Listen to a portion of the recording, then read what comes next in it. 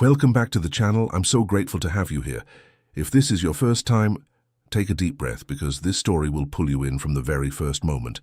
The boarding announcement echoed through Terminal B as Charlotte checked her ticket one last time. Seat 12A, middle section premium economy. The upgrade had appeared on her app that morning without any explanation, but she wasn't going to question the extra legroom on a 9-hour flight to Rome. She was settling into her window seat when someone sat down in 12B next to her. Dark suit, expensive cologne, hands that moved with precision as he stored his briefcase. She looked up and caught her breath. It was him, the Italian who had spent 3 months visiting his brother in the trauma ward, always polite, always grateful for her attention. Charlotte. His voice had a slight accent, warm with recognition. Seat 12B, he added softly, settling in beside her. I made sure of it. She should have suspected it wasn't a coincidence. But sitting in seat 12A with Francesco Santoro settled beside her as if he belonged there, Charlotte found herself smiling, feeling like everything was unfolding as it should, without overthinking it. 3 months ago, she had been his brother's primary trauma nurse during a complicated recovery. 3 months of professional interactions, cordial nods in hospital corridors, and the kind of respectful gratitude that made her feel genuinely valued. Mr. Santoro. She adjusted her seatbelt, hyper-aware of how his presence seemed to dominate the space around them. How is Marco? Completely recovered thanks to your exceptional care. His dark eyes met hers for a moment longer than necessary. He speaks of you often, of your dedication during those difficult weeks. The flight attendant began the safety demonstration, but Charlotte found herself studying Francesco's profile. During his hospital visits, she had noticed things that had nothing to do with nursing procedures. The expensive simplicity of his clothes, which conveyed an aura of old wealth displayed with quiet confidence. The way staff became more attentive when he was present, and how he seemed enigmatic, charming, and in a way even dangerous. A memory surfaced unbidden. That afternoon in the hospital cafeteria 2 months ago, she'd been grabbing a quick coffee between rounds when Francesco appeared, looking oddly out of place among the institutional furniture and fluorescent lights. He'd spotted her immediately. "Charlotte, may I?" He'd gestured to the empty chair across from her. She should have said she was heading back to her shift. Instead, she'd nodded. They'd talked for 20 minutes. Not about Marco, about her. He'd asked about her day, really listened when she described the chaos of the ER. When she mentioned she hadn't eaten since breakfast, he disappeared and returned with a proper sandwich from the deli across the street, not the pre-packaged hospital food. "You can't save lives on an empty stomach," he'd said simply, setting it in front of her. It wasn't grand, it wasn't manipulative, it was just thoughtful. And when her pager went off, cutting their conversation short, he'd simply said, "Go. They need you." No complaint about the interruption, no attempt to keep her there. The memory warmed her now, sitting beside him on the plane. "Are you traveling on business?" She kept her voice neutral and professional. "Family obligations." He turned to face her completely, and she caught the scent of his sophisticated cologne, nothing like the heavy fragrances most men wore. "Though I suspect this trip will prove more rewarding than I imagined." The way he said it made her pulse quicken slightly. "And you? This seems very far from Chicago." "Medical conference in Rome. Emergency response protocols." "Ah." Something in his expression changed. He became more attentive. "Are you presenting research?" "Participating in a study. Learning." She suddenly felt conscious of her practical travel clothes next to the impeccable perfection of his suit. "It's a significant opportunity for someone in my field. I imagine someone with your specific talents would find many doors open." His voice carried certainty, as if he knew something about her capabilities that she herself didn't. Rome has the power to reveal possibilities that were previously invisible. The plane pulled away from the gate, and she felt the familiar tremor of takeoff anxiety mixed with something completely different. Francesco had taken out what appeared to be business documents, but she caught him looking at her periodically, as if monitoring her comfort without being obvious. First time in Italy? First time anywhere, really.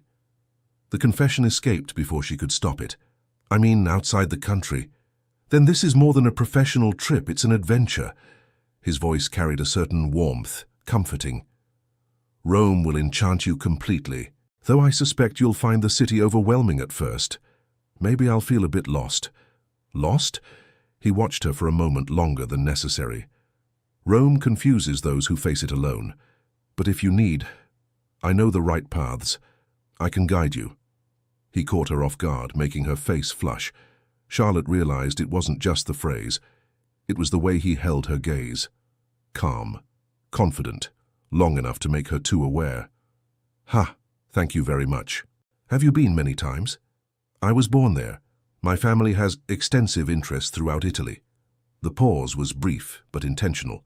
We understand the importance of recognizing exceptional talent when we encounter it. The aeromoza appeared with the beverage cart, and Charlotte was about to order water when Francesco caught the woman's attention with a subtle gesture. The lady next to me will have sparkling water with lemon, no ice. The order was made with a quiet authority that brooked no questions. Unless you prefer something else? She blinked, surprised by the precision. That's exactly what I wanted. I noticed you have refined taste behind that practical appearance. His fingers touched hers as he handed her the glass. It's one of many things that intrigue me about you. The touch sent an unexpected shock through her body. During their hospital encounters, she had been in scrubs, entirely focused on medical protocols. The fact that he had been observing her personal preferences was strange. Another memory flickered. The night shift 3 weeks before Marco's discharge. She'd been exhausted, running on fumes after a particularly brutal 12-hour shift that had stretched to 16. The ER had been chaos, multiple traumas from a highway pileup. Francesco had been there, visiting Marco during the late hours when most family members had gone home. He'd seen her in the hallway, noticed the way she was barely standing. You need rest, he'd said quietly. I need coffee, she'd countered, too tired to be polite. He hadn't argued, hadn't offered platitudes. 20 minutes later, a nurse had brought her a proper espresso, not from the hospital vending machine, but from the Italian cafe 10 blocks away. Real espresso, perfectly made. The note with it had been simple. Proper fuel for a long night, FS. She'd never mentioned it to him, never thanked him directly, but she'd kept the note in her locker for weeks after. You're very observant. Only about things that completely capture my attention. The words hung between them, loaded with meaning heavier than casual conversation should be. Charlotte found herself looking at his hands, well-groomed yet strong, the kind that suggest both refinement and competence. How long will you be staying in Rome, she asked, needing to change the subject. As long as necessary. Another carefully vague answer. How many days will the conference last? 4. Then I fly back Friday night. Interesting. He leaned a bit closer and she caught his cologne again, more intoxicating in that confined space. But Rome wasn't made to be consumed in haste. I couldn't afford to take more time off. His expression didn't shift to the polite discomfort she usually saw when mentioning work pressures. Nursing schedules are demanding, though I suspect you'll find other opportunities soon. She analyzed his expression, recognizing the calculating look of someone evaluating an acquisition. You're bigger than this routine of shifts and commitments. Rome might just be the beginning. Before she could ask what he meant, the plane hit turbulence, and Charlotte's hand instinctively grabbed the armrest. Francesco's fingers covered hers immediately, warm and reassuring. Fear of flying.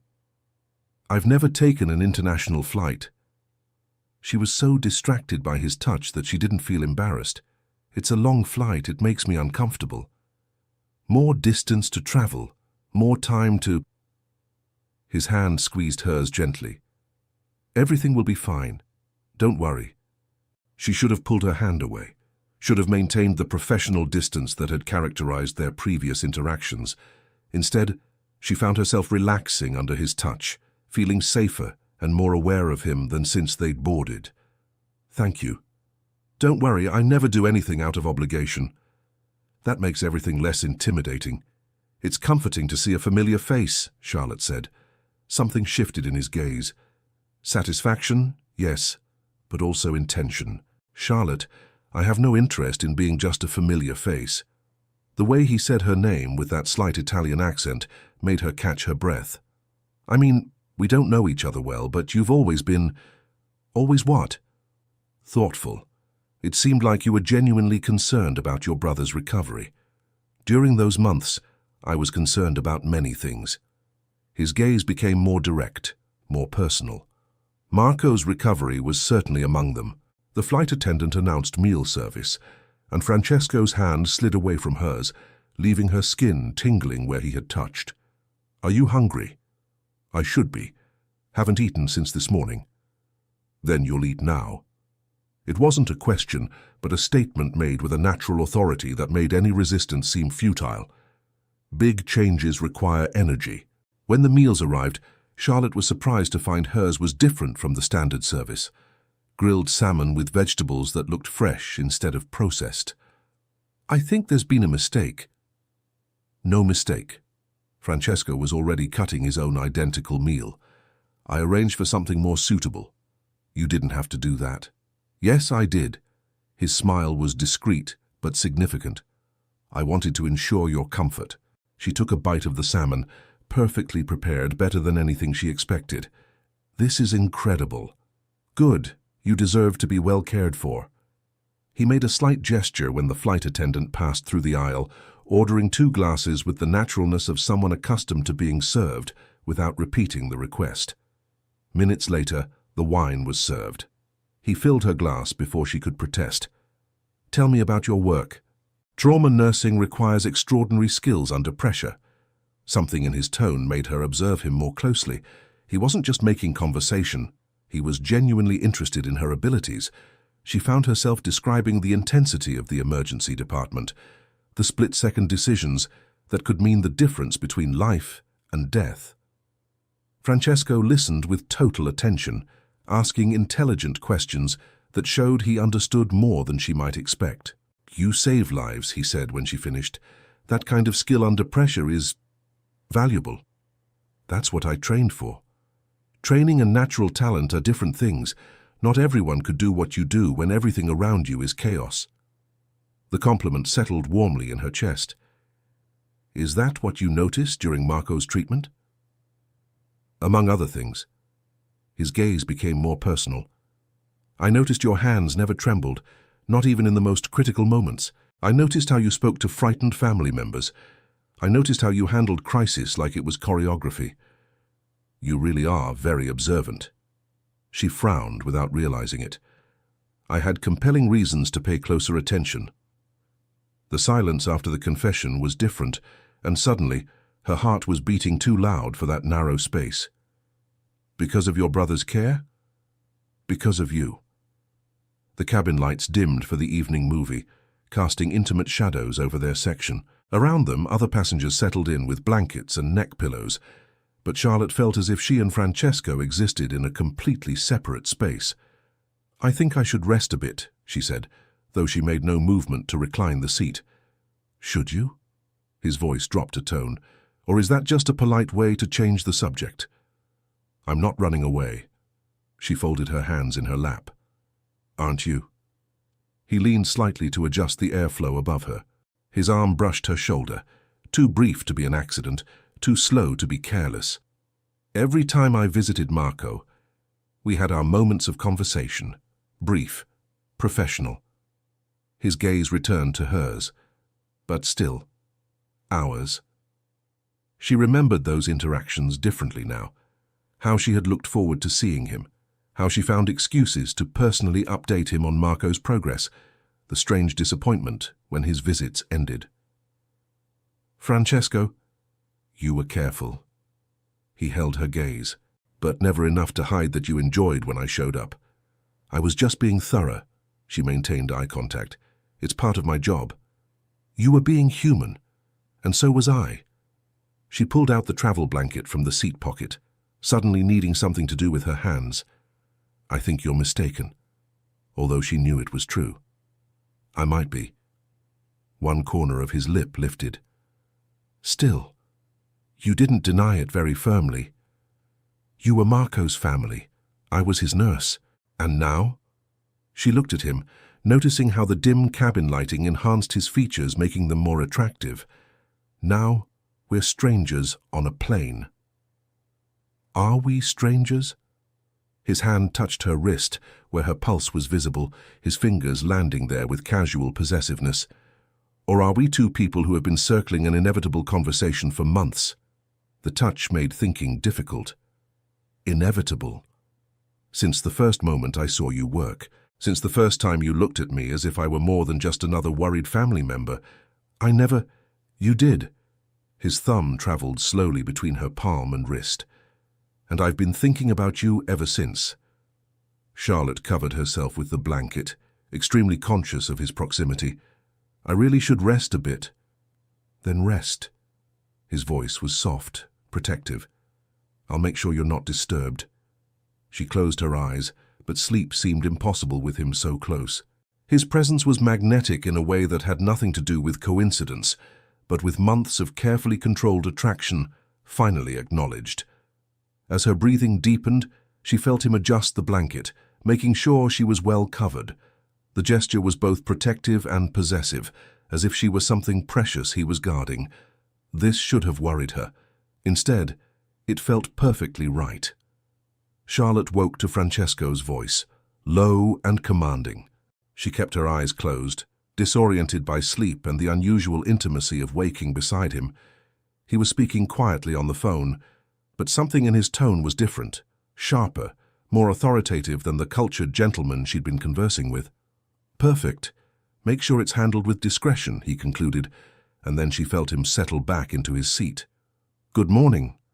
She opened her eyes to find him watching her with an expression that seemed both protective and calculating. Did you sleep well? Better than I expected. She straightened up, aware of how she must look after sleeping with her shoulder resting against a stranger's. What time is it? Local time, around 6 in the morning. We'll land in 2 hours. A cup of coffee appeared beside her. Not regular airplane coffee, but something with a delicious aroma, served in real porcelain instead of plastic. Where did this come from? I asked the flight attendant to bring something better for you. Francesco raised his own cup with a slight gesture. Nothing heroic, just decent coffee. She tried it. It was exactly how she liked it. Strong, no sugar. Charlotte frowned slightly. How did you know? He shrugged, almost casual. I pay attention. The answer was too simple, and precisely because of that more dangerous. She rested the cup on the small table, trying to keep her tone steady. Francesco, what are you doing? Nothing happening. Just enjoying good coffee and good company. That's not what I mean. I know exactly what you mean. He set down his cup calmly and turned a bit more toward her. The question is, do you really want me to be honest? Around them, some passengers were starting to move, adjusting belts, asking for water. But there, in that small space between the seats, the world seemed too distant to matter. About what? He held her gaze. About why I'm sitting exactly here. Charlotte felt something cold settle in her stomach. What do you mean? I mean that coincidences are rare in my experience, that seat upgrades don't appear randomly on travel apps, that I've been aware of your travel plans for some time. The confession was like a physical blow. You knew I would be on this flight. I arranged to be on this flight. She stared at him, processing what he was saying. You planned this. I planned to have an uninterrupted conversation with you, yes.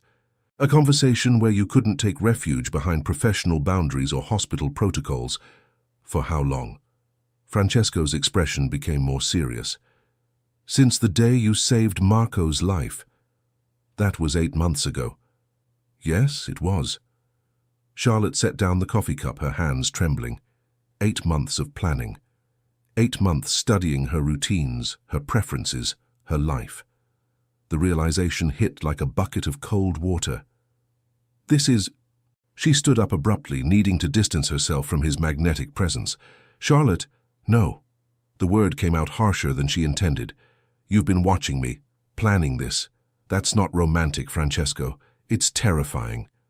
She walked toward the aisle, but his voice stopped her. "Charlotte, I didn't mean to frighten you. I offer my sincerest apologies." Charlotte returned to her seat, torn between the desire to flee and the dangerous attraction of his certainty. "Are you sure?" "Yes." His voice remained calm. "I could have left things as they were. Hospital, polite smiles, brief conversations, a pause. But I wanted to get closer to you, and this was the only way." The plane made a turn, revealing the Italian landscape stretching below. She moved closer to the window, using the movement to create distance between them while processing his words. "I'm not something to be claimed." "I know." A brief silence. "And I respect that." The silence between them grew heavier. "How about we start over?" One corner of his lip lifted, like two people who are simply having coffee. She observed him more carefully, noticing details that had previously escaped her, the expensive watch and subtle confidence in his posture. Francesco Santoro wasn't just wealthy, he was powerful in ways that made people uncomfortable. "Do you do this often?" she asked, keeping her tone steady. "Do what?" "Enter people's lives as if you've already decided you belong there." The corner of his lip moved, not exactly a smile, but something close. "I don't enter where I'm not welcome." "Are you sure?" He held her gaze. There was no challenge there, just calm. "I'm sure you're still here." She looked away first. The plane noise seemed to increase, but maybe it was just her own breathing becoming more conscious. "You studied me," she said, almost to herself. "I paid attention. What's the difference?" He didn't answer immediately, and in the silence a memory imposed itself. Francesco standing beside his brother's bed, listening to every medical explanation without interrupting. The way he thanked by name, never automatically. The day he'd brought coffee for the entire team after a particularly difficult shift, not to impress, but because someone had mentioned, absent-mindedly, that no one had been able to stop to eat. He had never crossed boundaries, never asked invasive questions, never touched her beyond what was necessary, but there had been moments, small moments she'd tucked away, the time she'd mentioned in passing that she loved old movies, and the next week Marco's room had classical film posters on the walls, to make recovery less boring, Francesco had said casually. The rainy evening when her car wouldn't start in the hospital parking lot and Francesco's driver had appeared as if by coincidence, offering her a ride home. Francesco himself wasn't even there that night, but somehow he'd known. "You've always been respectful," she admitted, quieter. "I'm consistent." The answer wasn't arrogant, it was simple. "That doesn't answer my question." "Yes, it does." His gaze softened a tone. "If I were only interested in invading your space, I would have done it months ago." She knew it was true. The fear she'd felt didn't come from threat. It came from perception. He wasn't improvising. He was decided. "You like having control," she murmured. "I like knowing where I'm stepping." A short pause. "Especially when the person in front of me matters." The plane began to alter altitude slightly. He didn't move closer, didn't touch her, maintained the same distance he kept at the hospital, always close enough to be noticed, never close enough to be uncomfortable. "Charlotte," he said lower now, "if at any point you feel pressured, I'll back off." She stared at him, looking for any sign of falseness. She found none. And that, more than any bold declaration, was what began to dissolve the fear. Not because he was harmless, but because, despite the power he clearly possessed, he was choosing to restrain himself. And for the first time since he'd sat beside her, the tightness in her chest didn't feel like a warning. It felt like anticipation. "I wanted to offer you a job, Charlotte." The phrase didn't come as a threat, nor as calculated seduction. It came with the same tranquility with which he used to thank people at the hospital, direct, almost clinical. She didn't respond immediately. Instead, she allowed herself to observe him as she never had before.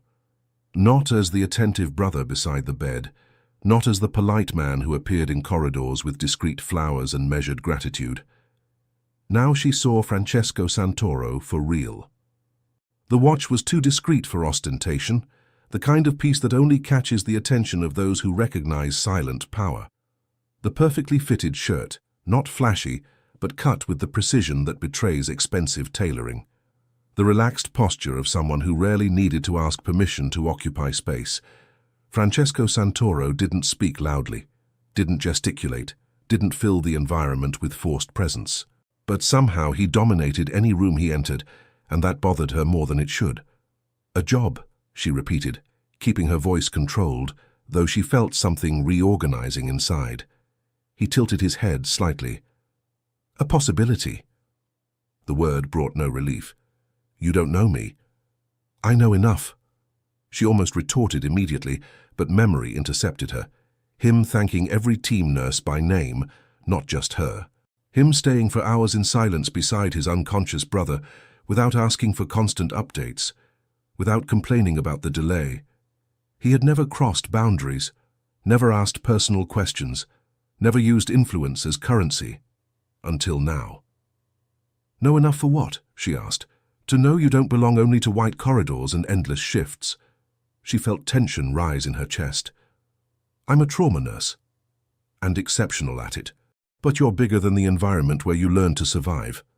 The word survive hit deeper than she expected. She crossed her arms, not to close herself off, but to hold the uncomfortable sensation that he was touching something she herself avoided thinking about. "This is starting to sound like recruitment." A slight breath of humor passed through his eyes. "It's not recruitment. It's recognition." She hated how much that distinction made sense.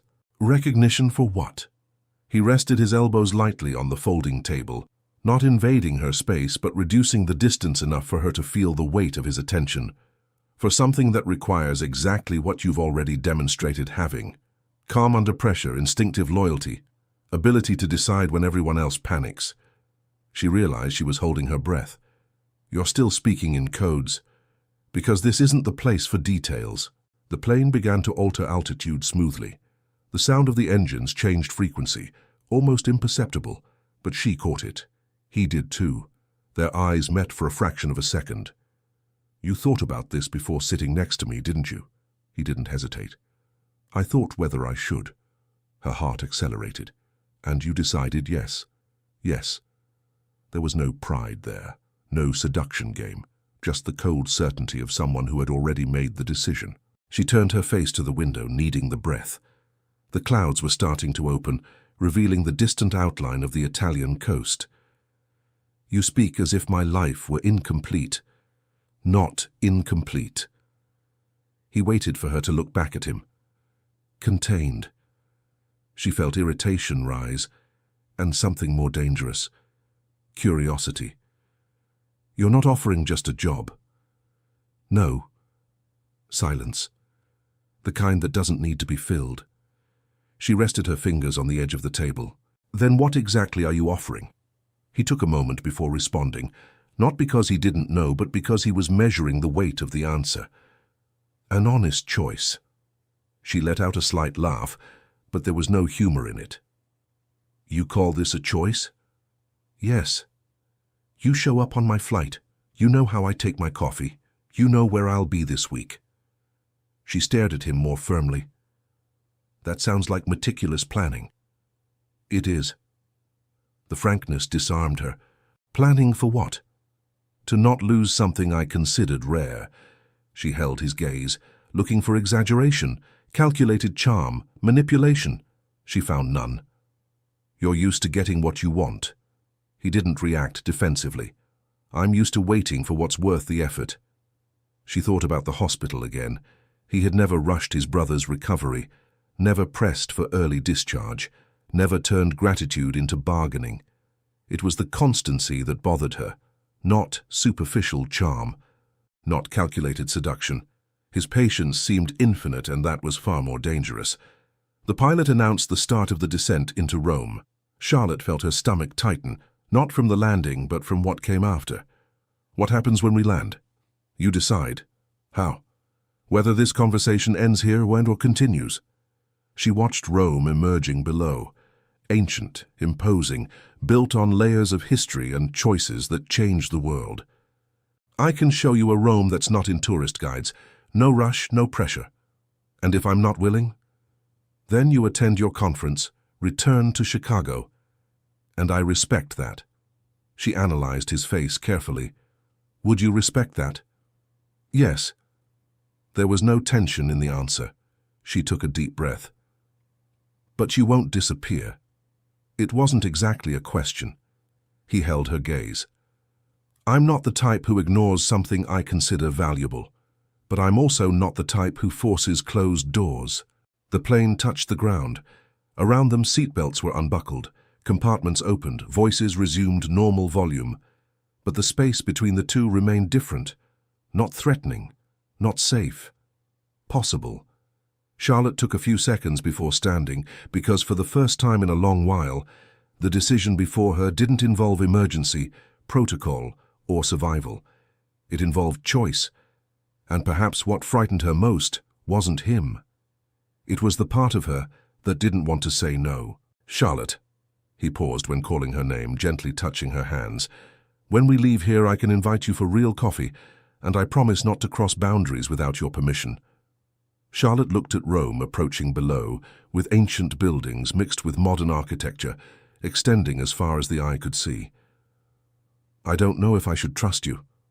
I'm only asking for a chance. He kept his gaze steady. If you don't want to, you attend your conference, return to Chicago on Friday, and your life continues as always. But will you let me go? The question came out lower than she intended. 8 months of planning suggests someone who doesn't give up easily. Francesco's smile was discreet but predatory. You're very perceptive. So actually my choice isn't a choice. Your choice is between embracing something extraordinary or resisting it. But no, Charlotte, I have no intention whatsoever of simply disappearing from your life. The plane landed smoothly, and around them, passengers began gathering their belongings. Charlotte felt reluctant to let that strange, intimate space end, even while recognizing, in part, the danger in Francesco's intense attention. Where are you staying? She asked as they prepared to disembark. Family property near the Spanish Steps. Of course. She should have figured someone like Francesco would have established connections in Rome, and you know where I'm staying. Hotel Artemis, near the Pantheon. He stood with fluid grace, taking both carry-on bags without being asked. I know many things about you, Charlotte. They passed through customs together, and Francesco somehow managed to expedite the process with subtle gestures and brief conversations in Italian with officials who treated him with notable deference. She observed the deference in the customs officials' behavior, the way processes that should take an hour were completed in minutes. Established connections, she observed. My family has deep roots in Rome. Established connections, mutual understanding.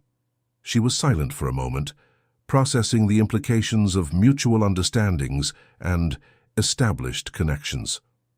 Charlotte, this is Piero, my driver. Francesco's hand landed on the small of her back, a possessive gesture that sent a shiver down her spine. He'll make sure you get to the hotel safely. As they approached what turned out to be an elegant black car, Charlotte felt as if she were entering a world that operated by different rules from everything she'd ever experienced. This is too much, she said when Francesco opened the door for her. You don't need to worry so much. Just try to relax. The phrase should have sounded presumptuous. Instead, it did something worse. It made her want to believe. As Rome awakened around her, Charlotte found herself in a luxury she'd never imagined. Watching Francesco take phone calls in Italian while monitoring her reactions to the city passing outside. She was admiring the morning light on ancient buildings when she noticed Piero's eyes flick to the rearview mirror. Once, twice. His posture shifted almost imperceptibly. Francesco noticed too.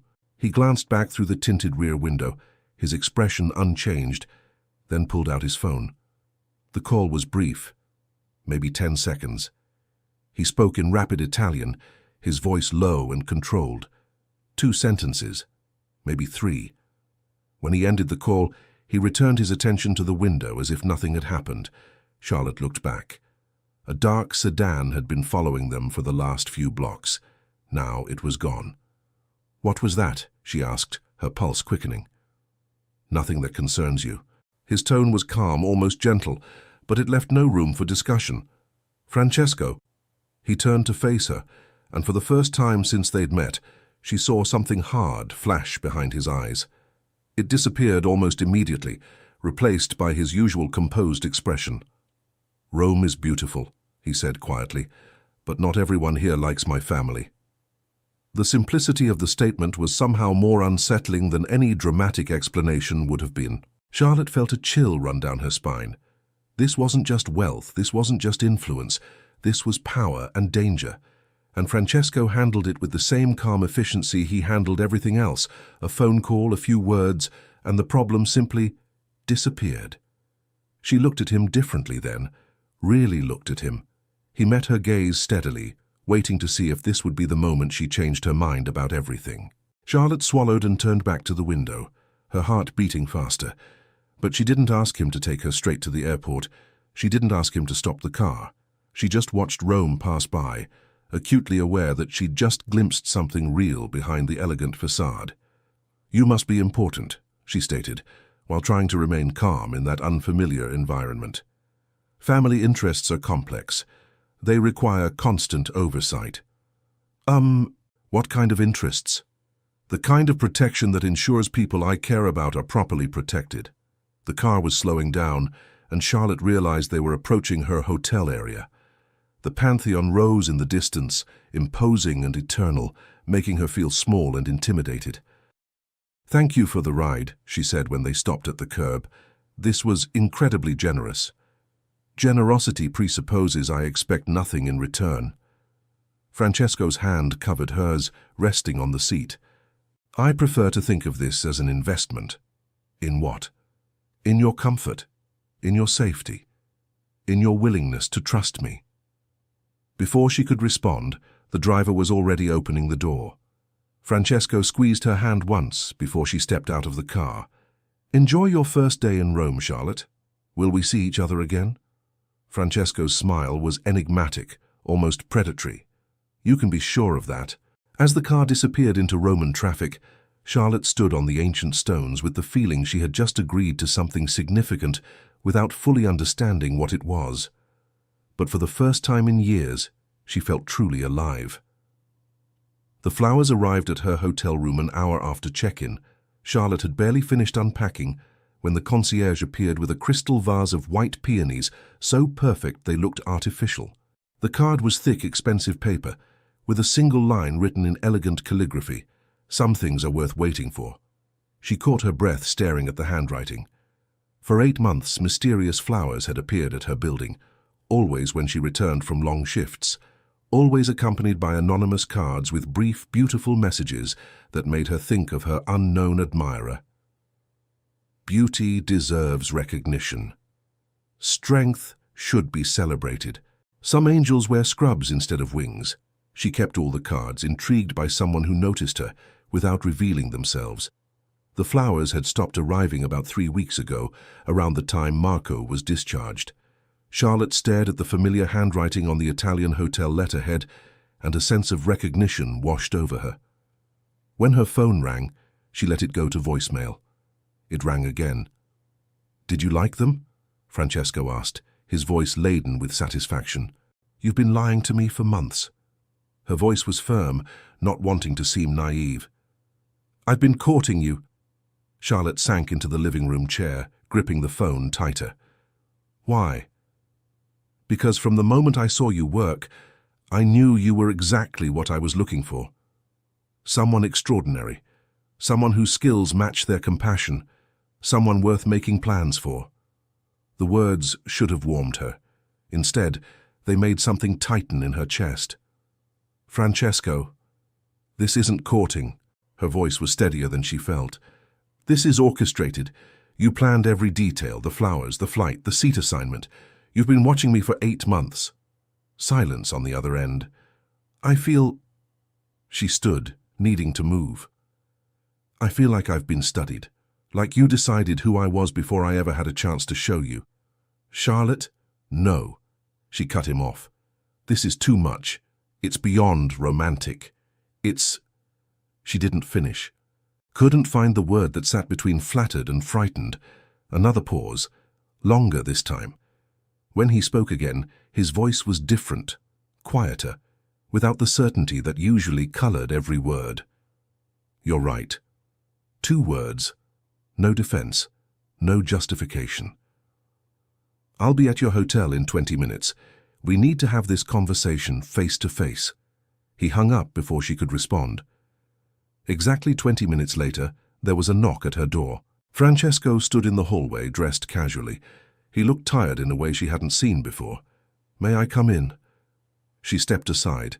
He entered but didn't sit, didn't move to touch her, just stood near the window, hands in his pockets, looking out at Rome. "You're right," he said again. "I did orchestrate this. All of it." Charlotte crossed her arms, waiting. "I saw you work, and I—" He paused, seeming to choose his words carefully. "I wanted you in my life. So I made it happen. I used resources most people don't have. I planned, I watched, I waited." He turned to face her then. "And I never once stopped to ask if that was what you wanted." The admission hung between them. "I told myself I was being patient, respectful, that I was waiting for the right moment." A bitter smile.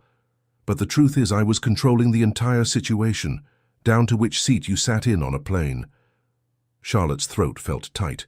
"So here's what I should have said 8 months ago instead of sending anonymous flowers." He took a step toward the door, not toward her, toward leaving. "If you want to leave, leave. Get on a plane tomorrow. Go back to Chicago. I won't follow you. I won't send flowers. I won't show up at your hospital." His hand rested on the door handle. "If you stay for your conference and want nothing to do with me, I'll respect that. You won't see me again." No manipulation, no plea, no attempt to change her mind. "The choice is yours, Charlotte, and this time it's actually yours." He opened the door. "I'm sorry I took that from you before." And then he left. Just walked out of her hotel room and closed the door quietly behind him. No looking back, no waiting for an answer. Gone. Charlotte stood frozen for a long moment. The room felt suddenly too large, too quiet. She sank onto the edge of the bed, staring at the closed door. Her phone was in her hand before she consciously decided to pick it up. She opened the airline app. Her return flight was Friday night. She could change it, move it to tomorrow morning, be back in Chicago by tomorrow evening, back to her apartment, back to double shifts, back to being safe. Her finger hovered over the Modify Flight button. She thought about the flowers that had appeared for 8 months, how they'd made her feel seen when she came home exhausted and alone. She thought about Francesco's face just now, the tiredness, the honesty. She thought about the way he'd left without waiting for an answer, without trying to convince her, the genuine apology, the actual choice. She navigated through the flight change options. Tomorrow, 9:30 a.m. departure, available. She could click it, confirm it, be done with all of this. Her thumb touched the screen, hesitated. She closed the app, set the phone down, and sat in the silence, trying to understand what she actually wanted. Not what he wanted, not what was safe, not what made sense. What she wanted. The answer, she realized with something between fear and exhilaration, was that she wanted to stay. Not because she was trapped, not because she was swept up in romance, but because despite everything, despite the planning, the control, the dangerous glimpse into his world in that car, she wanted to see what happened next. She wanted him, and this time it was entirely her choice. She picked up her phone again, her heart beating faster than it should. The message was simple. "I have conference sessions this afternoon, but after, I'd like to see Rome. The real Rome." She stared at it for a long moment before hitting send. The response came within seconds. "I'll be at the lobby at 2. I'll wait as long as it takes. F." Charlotte exhaled slowly, feeling something settle in her chest. This was her choice, her decision, her life moving forward. And for the first time in 8 months of mysterious flowers and careful attention, she was stepping into it with open eyes. He appeared in the lobby exactly at 2 o'clock, dressed in casual clothes. Charlotte had chosen a simple dress and comfortable shoes, feeling underdressed next to his natural elegance. "You look beautiful," he said, offering her his arm. "Are you ready to see my city?" "Conference first." "Of course." He didn't try to negotiate, and he kept his word. During the following hours, Francesco remained discreet, seated a few rows back, attentive, not just to the lectures, but to her. Charlotte spoke clearly, moving across the stage with the confidence of someone who mastered the subject. She answered difficult questions without hesitation. She timed everything precisely. She adjusted her tone according to the audience. He didn't interrupt her, didn't try to draw attention, didn't try to claim space. He just observed, and strangely, that made her more aware of him than if he were beside her. There was a moment when their eyes met between one question and another. He smiled back. The silent approval had an unexpected effect. When the last session ended and the applause ceased, she gathered her papers with studied calm. He was already standing when she approached. "No more lectures?" he asked. "No." She closed her folder. "Now you can try to impress me." His smile was discreet. "I'm sure you won't regret it, cara mia." During the following hours, Francesco took her walking with no defined plan. There was no itinerary, no rush. They passed through a small square where a musician played violin. He didn't comment about the place, just slowed his pace so she could listen better. They stayed a few minutes there with no need to fill the silence. They leaned against a low wall, watching people pass. He spoke little, asked about her first shift, about what made her choose trauma. He really listened. On a narrower street, he pointed to an old building. "I lived there when I was younger." She looked at him sideways, trying to decipher him. Nothing seemed rehearsed. Nothing seemed like a show. It was just the city, the conversation, and the unexpected feeling that he wasn't trying to win her over with grandeur. He was just present. And that, in a way she didn't want to analyze too much, worked. She was beginning to perceive the reach of his surname, not from what Francesco said, but from the way people greeted him on the street. There was always a subtle respect, a formality slightly beyond ordinary. The name Santoro wasn't displayed, it was recognized. A nod that lasted a second longer, a firmer handshake, an almost invisible care in how they addressed him. "Your family has deep roots here." "Ah, yes, we understand the importance of maintaining certain relationships." They stopped at a cafe overlooking the Tiber, where Francesco ordered in Italian quickly, and the waiter brought wine that seemed to come from a private collection. "This is incredible," Charlotte said, referring to both the wine and the entire afternoon. "You deserve incredible things." Francesco's gaze was intense, personal. "I'm not your enemy, Charlotte." A light pause. "You can let your guard down. What were you really offering me before?"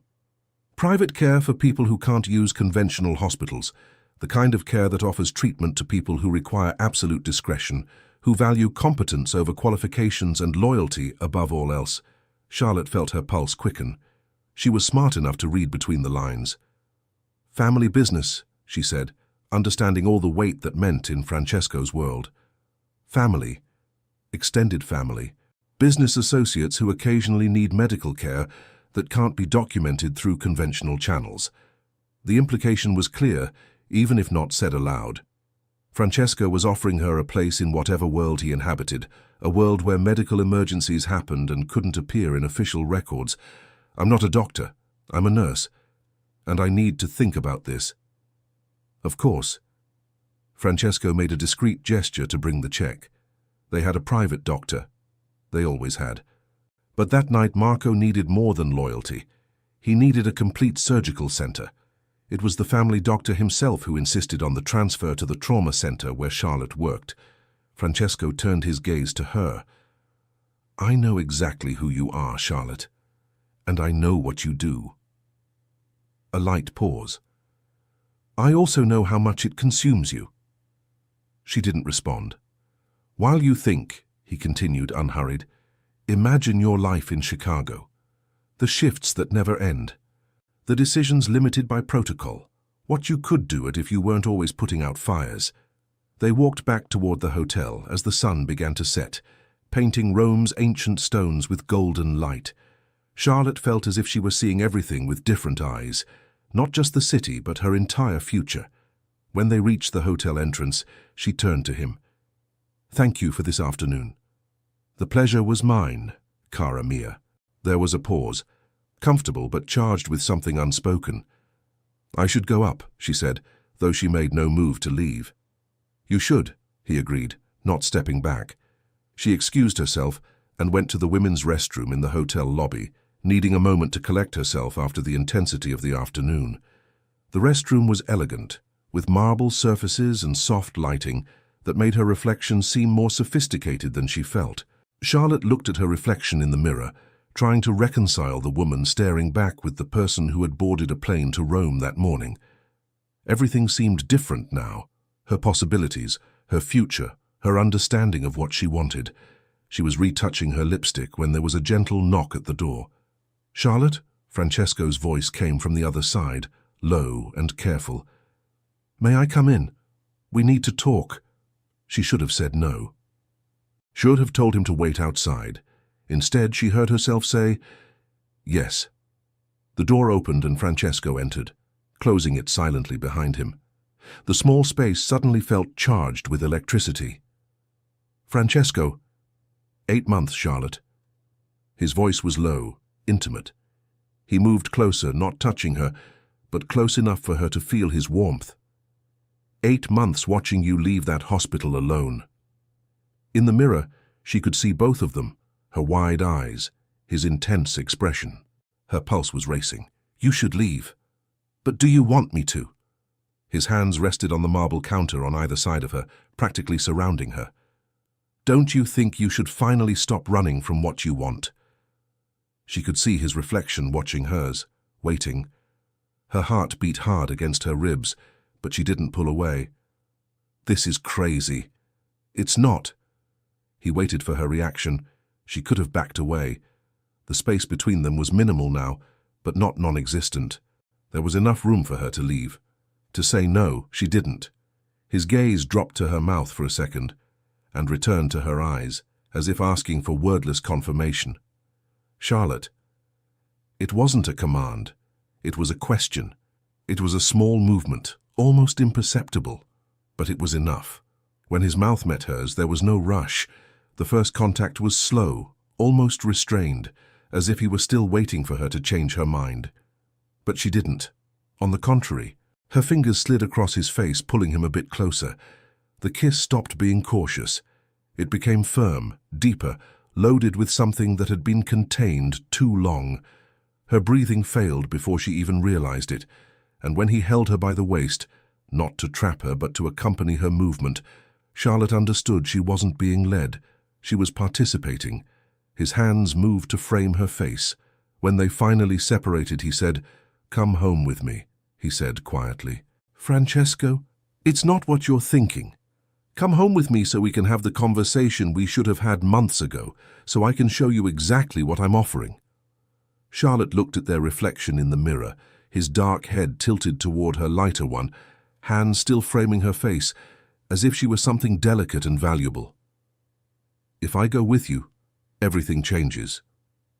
"Everything changed the moment you got on that plane." His thumb slid across her lower lip, where the lipstick had been kissed away. "The only question is whether you have enough courage to admit it." She thought about her life in Chicago, the exhausting routine, the financial pressure, the independence she'd built carefully, but that each day seemed more like isolation. She thought about the flowers that made her feel loved by someone she'd never seen, and she thought about Francesco's careful attention, the months of planning, the way he looked at her as if she were exactly what he'd been waiting for. "Your family property," she said quietly, "near the Spanish Steps. With a view of the entire city, with security, privacy, and everything we need to properly discuss your future." The possessive certainty in his voice should have alarmed her. Instead, it sent a wave of warmth through her chest, making her feel both claimed and desired simultaneously. "A conversation," she said. "That's all." Francesco's smile was slow, satisfied, victorious. A conversation that changes everything. As they left the hotel together, Charlotte felt as if she was stepping toward a precipice, toward something that could either destroy her or transform her completely. But for the first time in her life, she was ready to find out which. Rome's city lights stretched below them, as Francesco's car wound through ancient streets toward the future he had planned for her. And Charlotte realized that part of her had been planning this too, without even knowing his name. Some choices, she thought as his hand found hers in the darkness, are made long before you're conscious of having made them. The only question was whether you'd have enough courage to follow through. 6 months later, Charlotte stood at the window of Francesco's penthouse watching Rome awaken below. Morning light illuminated the diamond on her left hand, not exactly an engagement ring, but something more significant, a promise, a claim. Her phone vibrated with a message from the private clinic where she now worked. Another patient needed her expertise. She'd learned not to ask questions about the patients who arrived at odd hours, whose injuries never quite matched their stories. Her job was to heal, not to judge. Francesco appeared behind her, wrapping his arms around her waist and placing a kiss on her neck. "Rethinking," he murmured against her skin. Charlotte leaned back against him, feeling the comforting warmth of his chest, the steady beats of his heart. In 6 months, her life had completely transformed. The cramped Chicago apartment had given way to Italian luxury. Hospital politics yielded to professional autonomy. Financial stress had disappeared completely. "No," she said, covering his hands with hers.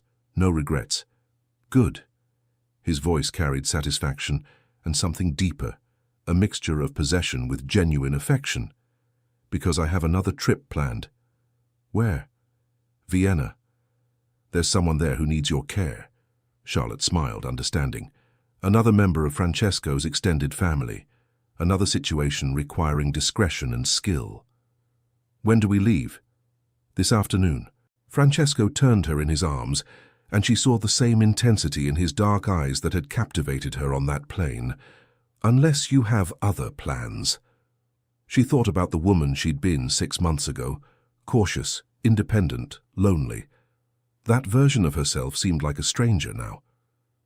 "I was planning to spend the entire afternoon in bed with you, but I believe that won't be possible." She spoke casually. Francesco's smile was slow, triumphant, exactly as she remembered from their first meeting. "Charlotte," his gaze darkened a tone, "you have no idea what you provoke when you talk like that." Outside, Rome continued with its ancient rhythm, but within their private world, Charlotte had found something she never knew she was looking for. She had found exactly where she belonged.